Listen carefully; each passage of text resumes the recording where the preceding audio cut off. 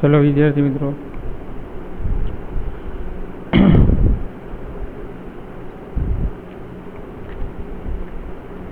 Last lecture में 11 science में આપણે चैप्टर नंबर 5 में थियरीना અને નીટને રિલેટેડ ઘણા મુદ્દાઓની ચર્ચા કરી। હવે આપણે જોવાનું છે કે નીટને રિલેટેડ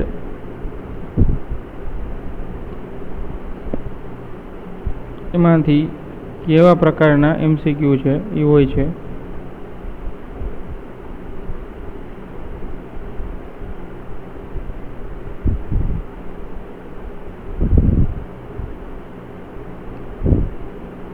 હવે MCQ ની ચર્ચા જ કરવાની છે ખાસ।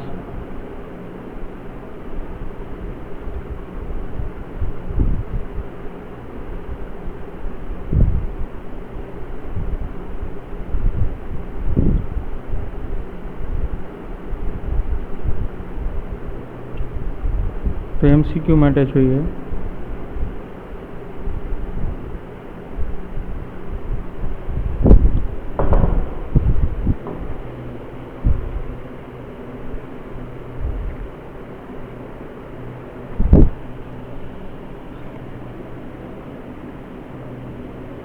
MCQ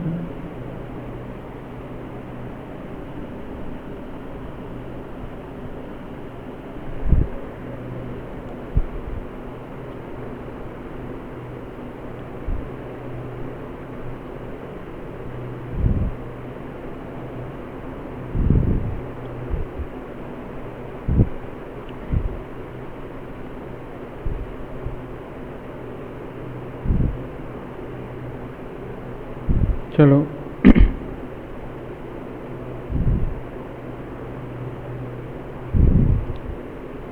હવે આવો MCQ તમને પૂછવો હોય વિદ્યાર્થી મિત્રો સ્થિત ઘર્ષણાંક માટેનો।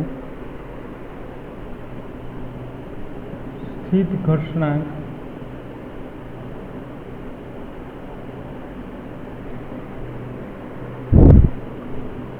નો ગુણોત્તર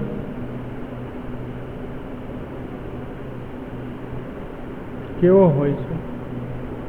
તો આવો MCQ પૂછે કે સ્થિત ઘર્ષણાંક, આવો ક્વેશ્ચન પૂછે કે સ્થિત ઘર્ષણાંકનો ગુણોત્તર કેવો હોવો જોઈએ અથવા તો કેવો હોય છે।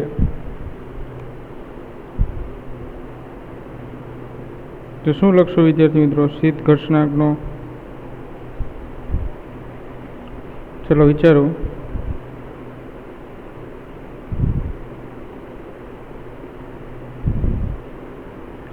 સ્થિત ઘર્ષણાંકનો ગુણોત્તર જે છે એ અચળ હોય છે। કેવો હોય છે વિદ્યાર્થી મિત્રો? અચળ, કારણ કે એટલે જેનું એકમ હોતો નથી, એટલે ફ્રિક્શન ફોર્સ અને નોર્મલ ફોર્સનો ગુણોત્તર જે છે એ અચળ રહે છે। એટલે સ્થિત ઘર્ષણાંકનો ગુણોત્તર કેવો હોય છે? અચળ હોય છે।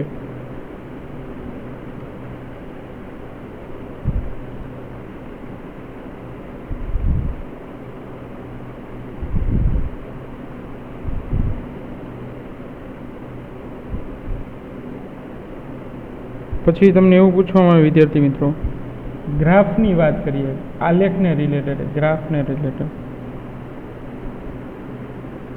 કે સમક્ષિતિજ સપાટી ગ્રાફ માટે, ગ્રાફ ખરબચડી સમક્ષિતિજ સપાટી માટે, ખરબચડી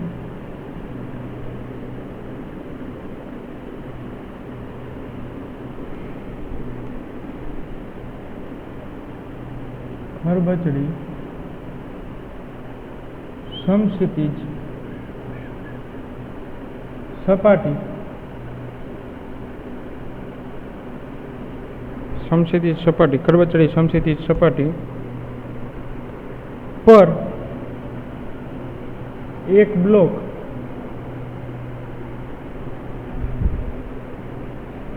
ને સમક્ષિતિજ, એક બ્લોક ને સમક્ષિતિજ F બળ વડે ખેંચવામાં આવે છે। F બળ વડે ખેંચવામાં આવે છે।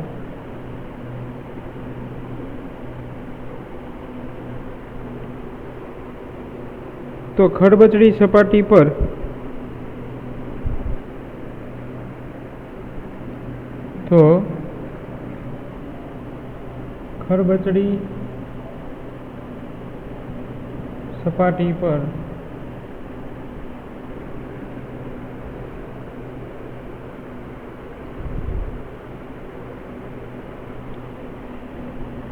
બ્લોકનું ઘર્ષણ બળ, બ્લોક સાથેનું અથવા તો બ્લોક પરનું ઘર્ષણ બળ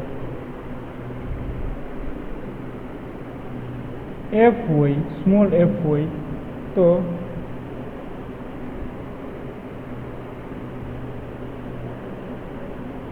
F વર્સિસ F નો ગ્રાફ શું મળે? ચાલો આ ટાઈપનું MCQ પૂછાય ગ્રાફને રિલેટેડ.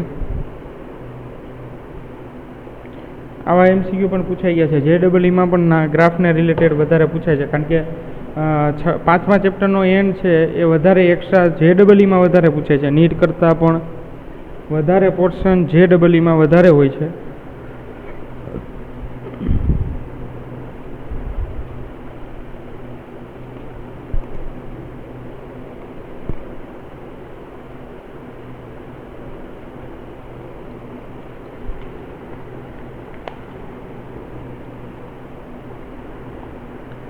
જોઈએ JEE માટે આનો ગ્રાફ જે છે એ કઈ રીતે આવશે વિદ્યાર્થી મિત્રો?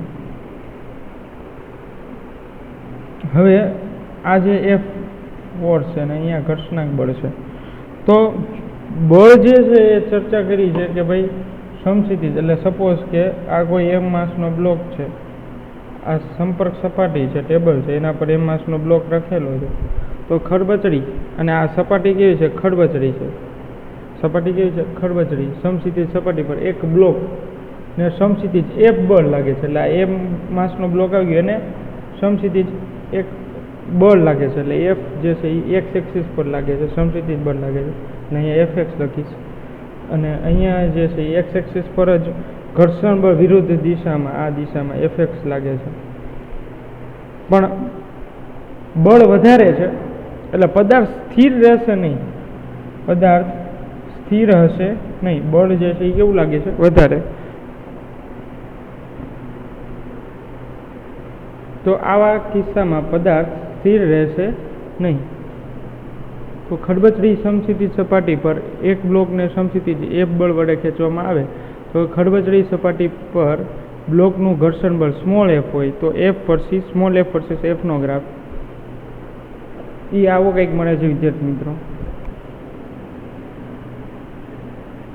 કે જેમ જેમ તમને પોઈન્ટ કરાયો હોય સ્થિત ઘર્ષણાંક તમને ખબર હોય, તો એ પોઈન્ટમાં મેં તમને ચર્ચા કરી હતી, કીધું હતું કે આ પોઈન્ટ નીટ માટે ખૂબ જ અગત્યનો છે કે જેમ જેમ બાહ્ય બળ, એટલે આ છે બાહ્ય બળ,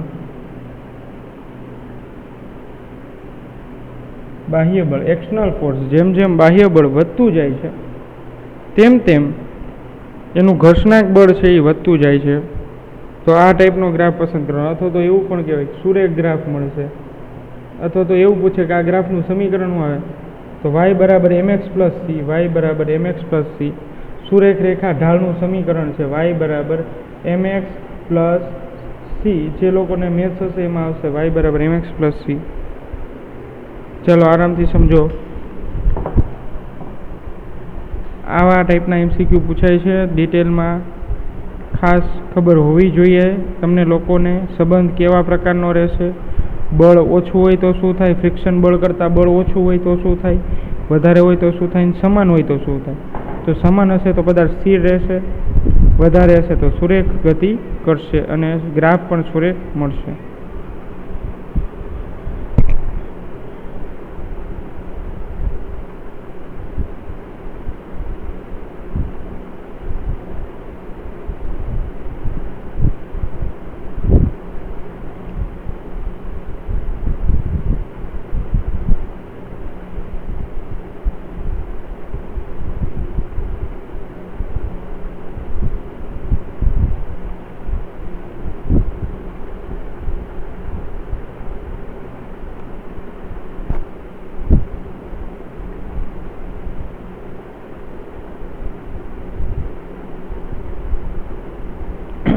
ચલો ત્યારબાદ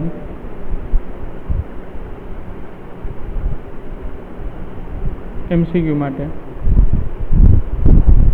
સ્થિત ઘર્ષણાંક માટે ખરબચડી સપાટી એક બ્લોકને સમક્ષિતિજ F બળ વડે ખેંચવામાં આવે તો જ્યારે પણ આ ટાઈપના તમને કેસીસ આપેલા હોય તો ત્યારે ફ્રિક્શન ફોર્સ ને સ્ટેટિક ફોર્સ જે છે એ એકબીજાને સુરેખ પ્રમાણમાં સમપ્રમાણમાં જ લાગે છે.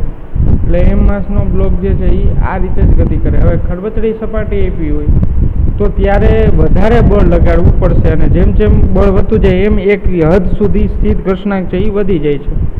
તો એ ખાસ યાદ રાખો. સમક્ષિતિજ હોય તો પણ આ જ આવશે, સોરી ખરબચડી સપાટી ન હોય તો પણ આ જ ગ્રાફ આવશે.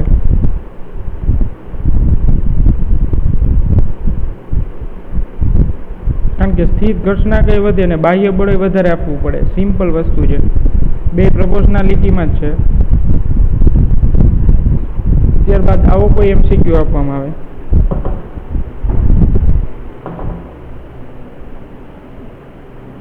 આ M માસનો બ્લોક છે અને એ M માસનું વેઇટ છે એ 5 કિલોગ્રામ છે અને પ્રવેગ છે એ 1.5 મીટર પર સેકન્ડ સ્ક્વેર છે. આટલો પ્રવેગ આપેલો છે અને આ દિશામાં બાહ્ય બળ લાગે છે F જેટલું અને આ દિશામાં સ્થિત ઘર્ષણાંક બળ Fx છે. ચલો, તો પદાર્થ પર લાગતું બળ મેળવો. પદાર્થ પર લાગતું બળ મેળવો અને ત્યારબાદ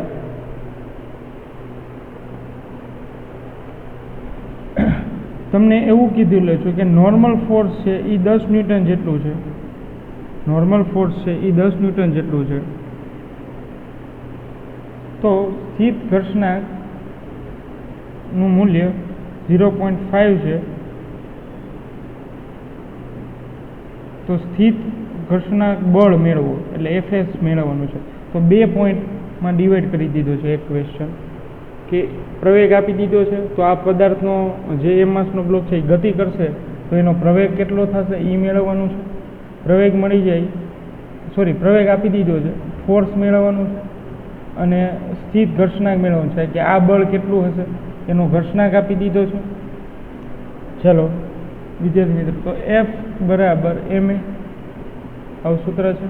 તો F મળી જશે. F બરાબર માસ છે 5 કિલોગ્રામ, પ્રવેગ છે 1.5 મીટર પર સેકન્ડ સ્ક્વેર.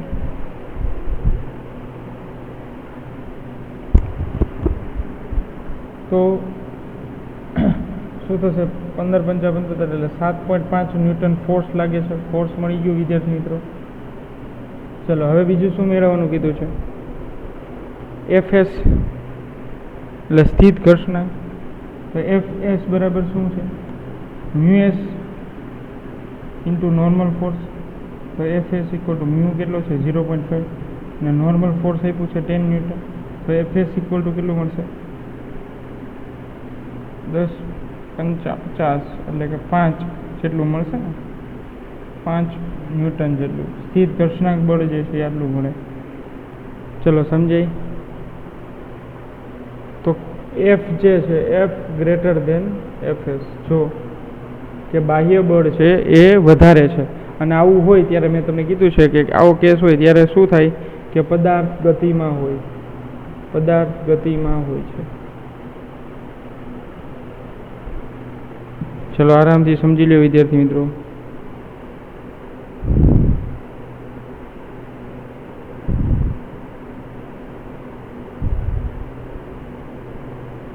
પદાર્થ ગતિમાં લેવાનો છે.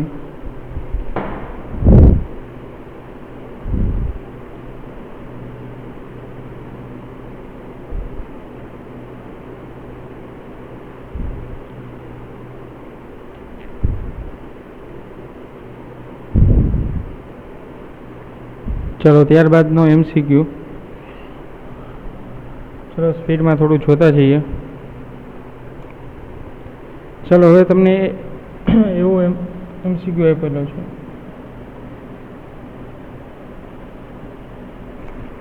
કે 1000 કિલોગ્રામ દળના 1000 કિલોગ્રામ દળના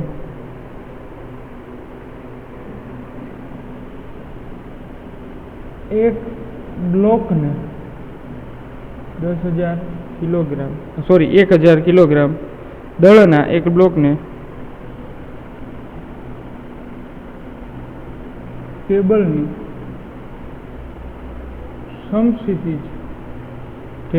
સમક્ષિતિજ સપાટી પર સમક્ષિતિજ સપાટી પર સ્થિર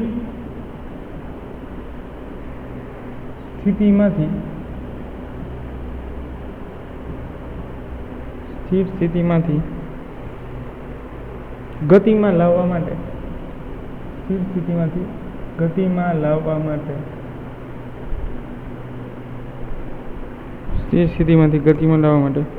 200 ન્યૂટન સમક્ષિતિજ 200 ન્યૂટન સમક્ષિતિજ બળની જરૂર પડે છે ચલો તો બ્લોક અને ટેબલ વચ્ચેનો સ્થિત ઘર્ષણાંક કેટલો હશે? તો બ્લોક એટલે એમ દળનો બ્લોક 1000 કિલોગ્રામનો બ્લોક અને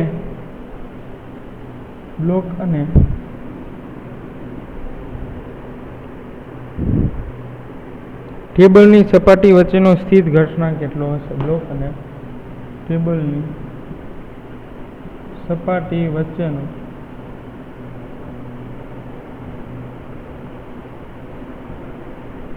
સ્થિત ઘર્ષણાંક કેટલો હશે?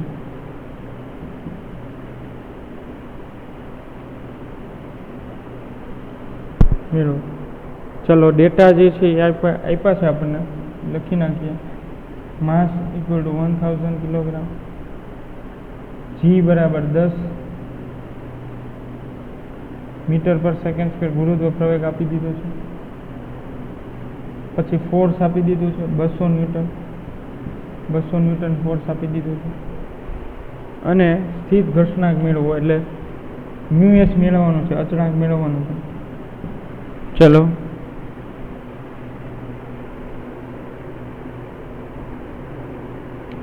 હવે સમજીએ વિદ્યાર્થી મિત્રો. આમાં નોર્મલ ફોર્સ તમને નથી આપ્યો, આ એમ માસનો બ્લોક છે, આ સપાટી પર રહેલો છે. આનો સ્થિત ઘર્ષણાંક એટલે મ્યુએસ મેળવવાનું છે, ઘર્ષણાંક મેળવવાનું છે. આ દિશામાં લાગતું બળ એફએસ, આ દિશામાં લાગતું બળ 200 ન્યૂટન થાય વિદ્યાર્થી મિત્રો. અને આનું મેં તમને બેલેન્સ કરતાં શીખવાડ્યું છે. આ નોર્મલ ફોર્સ એન અને આ છે એમજી. તો પદાર્થો સમસ્થિત દિશામાં જ ગતિ કરે તો વર્ટિકલ ફોર્સ બે સેમ થશે, N equal to m g weight force એટલે ડબલ્યુ ઇક્વલ ટુ એન. ચલો આરામથી જે છે ડાયાગ્રામ જો પ્રોબ્લેમ સોલ્વ થઈ ગયો, તમારો દાખલો સોલ્વ થઈ ગયો. અહીંયા ને અહીંયા 200 ન્યૂટન જેટલું ફોર્સ જે છે એ એક્સ એક્સિસમાં લાગે છે, એનો વિરોધ કરતું ઘર્ષણાંક બળ જે છે એ લાગે છે અને એનો ઘર્ષણાંક મેળવવો છે. અને નોર્મલ ફોર્સ તમને નથી આપ્યું પણ સામે દળ આપી દીધો છે બ્લોકનો, તો તમે મેળવી શકો કે નહીં? આરામથી જુઓ.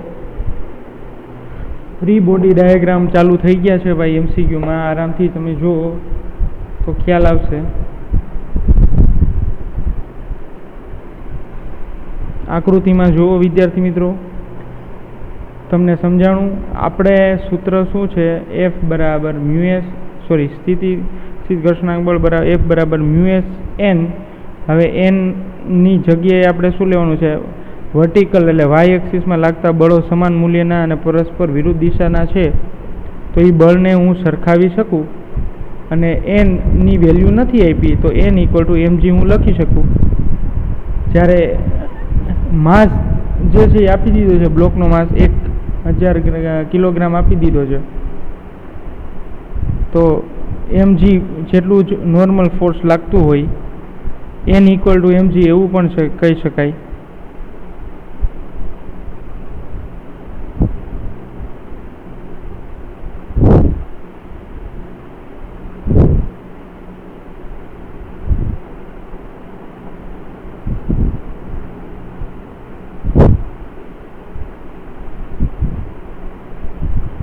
ચાલો ત્યારબાદ ડેટા છે એના ઉપરથી આપણે બસ ખાલી વેલ્યુ જ મૂકવાની છે.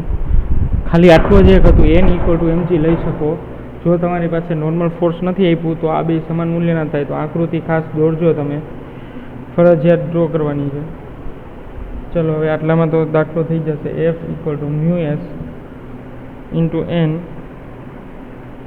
અને F બરાબર 200 ન્યૂટન આપ્યા છે વિરુદ્ધ ગતિ કરવા માટે.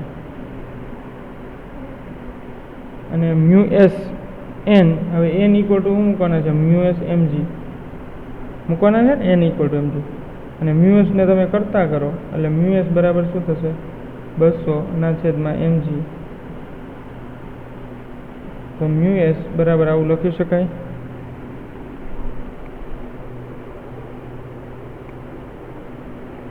આવું લખી શકાય ને વિદ્યાર્થી મિત્રો? 200 સ્થિત ઘર્ષણાંક 200/1000 કિલોગ્રામ એને ગુણ્યા 10. એક ગયા, આ કેન્સલ. તો 2 ડિવાઈડ કરો એટલે અહીંયા લખું છું μs ની વેલ્યુ. તો μs બરાબર શું આવશે? 0.02 આવશે ને. આ આન્સર આવી ગયો. સ્થિત ઘર્ષણાંક તમને મળી જાય વિદ્યાર્થી મિત્રો આ રીતે. ચાલો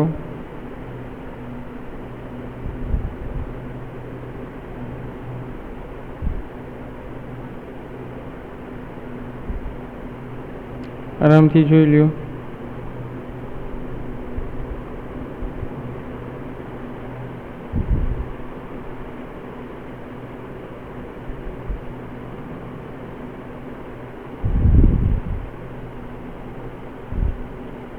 ચલો આવા કોઈ પણ ટાઈપના MCQ તમને આપેલા હોય તો તમને મળી જાય ને. હવે તમને ગતિ ઘર્ષણાંક આપી દીધો છે, બાકી વેલ્યુ ચેન્જ કરીને પૂછે તો પણ આવડી જાય એમાંથી MCQ. તો 1-2 પ્રેક્ટિસમાં આપું તમને. વેલ્યુ આપણે અહીંયા ચેન્જ કરી નાખીએ. આ લખી નાખજો ખાસ.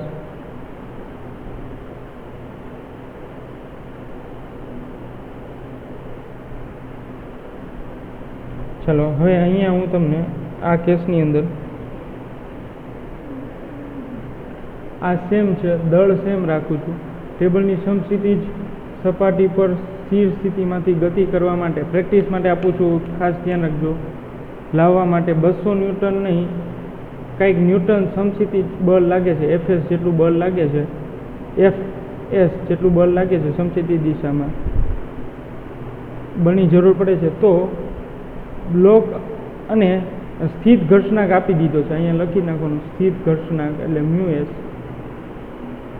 0.5 જેટલો છે. 0.5 અહીંયા લખી દઉં છું. μs = 0.5 અને ફોર્સ ફાઇન કરવાની છે.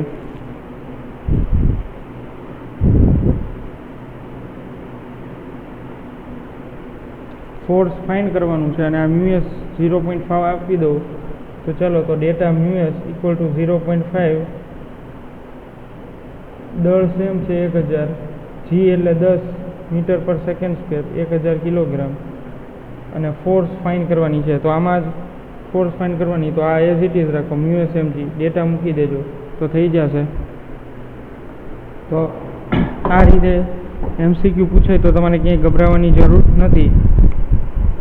અથવા તો n ફોર્સ આપી દીધું હોય, n નોર્મલ ફોર્સ આપી દીધું હોય તો mg મૂકવાની જરૂર નથી. ડાયરેક્ટ નોર્મલ ફોર્સ 10 ન્યૂટન જેટલું છે અને μs ની વેલ્યુ 0.5, તો 10 × 0.5 તો 5 ન્યૂટન જેટલો ફોર્સ લાગે. બટ ચાલશે, આરામથી તમે જોઈ લ્યો.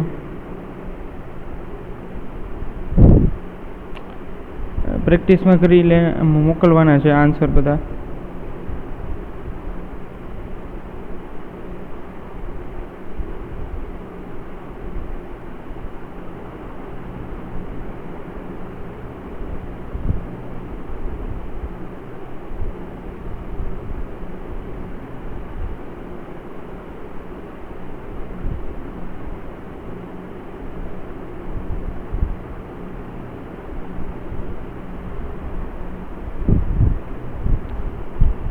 ચલો આજના પ્રેક્ટિસના બધા જે છે એ ખાસ અલગ અલગ એક્ઝામમાં પૂછાઈ ગયા છે નીટ JEE માટે.